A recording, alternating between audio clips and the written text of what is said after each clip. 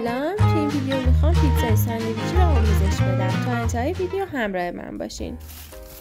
اول از همه گوشت رو به همراه سیر و پیاز و ادویه میپزیم و بعد خوردش میکنیم و اگر استخون داره از استخون جداش میکنیم. برای اینکه ترکیبمون خوشمزه تر بشه من کمی از اون سیر و پیازی که گوشت رو باهاش پختم هم استفاده کردم. بعد میریم سراغ قارچمون رو کاملا ریز ریز میکنیم و به موادمون اضافه میکنیم.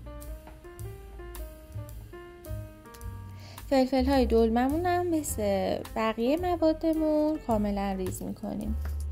فلفل های ریز شده رو به مخلوط گوشت و قارچمون اضافه میکنیم و بعد سس قرمز، سس خردل به ترکیبمون اضافه میکنیم. حالا نوبت ادویه هاست. ادویه هامون شامل فلفل سیاه و نمک هستش. اگر خواستید میتونید کمی آبیشن هم اضافه کنید. این ترکیب خیلی خوشمزه و مقوی هستش و کاملا طعم پیتزا رو میتونه برای شما تداعی بکنه. هر زمان که مخلوطمون کاملا آماده شد و مواد با هم ترکیب شدن از یک دونه نان لواش استفاده میکنیم. حالا همونطور که توی ویدیو میبینین مواد رو روی نان لواش میریزیم.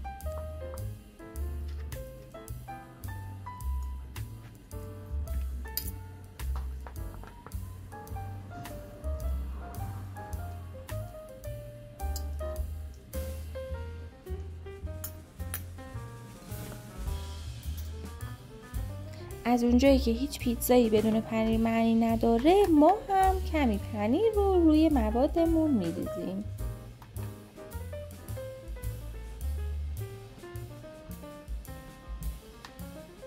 مهمترین قسمتش پیچیدن این پیتزا هستش. نان لواش رو یک سمتش رو روی سمت دیگه قرار میدیم و بعد شروع میکنیم به رول کردن.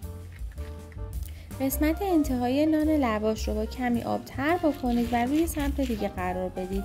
بعد کمی با دستتون نگه دارین تا کاملا این دو طرف به همدیگه بچسبن.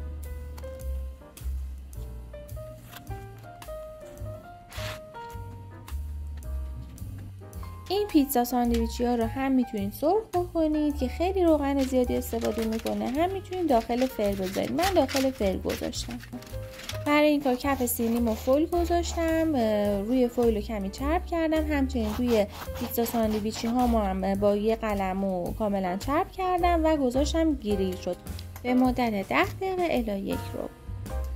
بعد از اینکه پیتزا ساندویچیاتون رو از داخل فر در آوردین و روش کاملا طلایی شد از وسط نصف بکنید و با انواع سس نوش جان کنید.